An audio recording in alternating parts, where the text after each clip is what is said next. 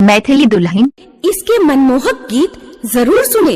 यदि अच्छा लगा तो चैनल सब्सक्राइब जरूर करें।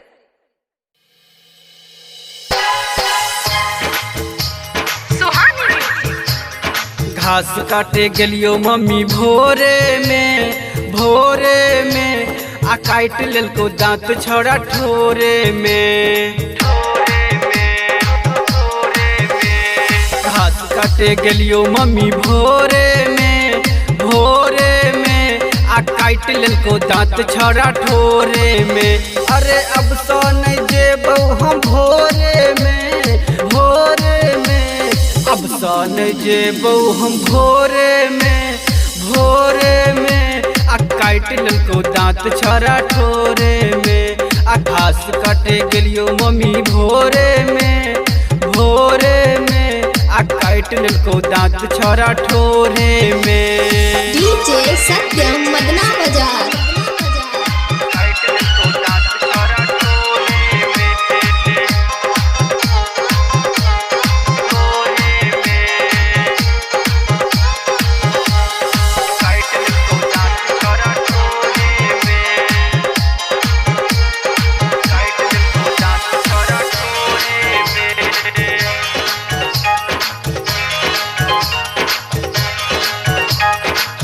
सच कह छियो सुने न माई गे,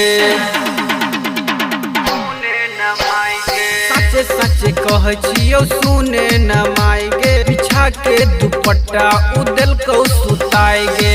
हमरा लंग अब को करो बल जोड़ी पीछा सघचो हमर चोली के डोरी घुसाई दिल को हाथ चोली तोरे में आ काट लेलको दांत छोड़ा ठोरे में। घास काटे गेलियो मम्मी भोरे में आ काट लेलको दांत छोड़ा ठोरे में।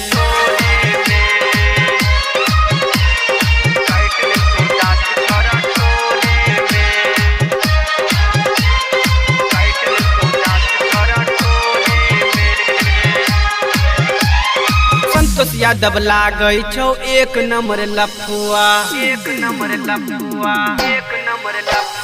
संतोष यादव लागै छौ एक नंबर लफुआ।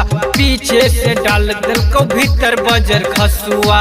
गायक सुभाष दै छेलो बड़ा प्यार से आगा से हट क पीछा से सैट क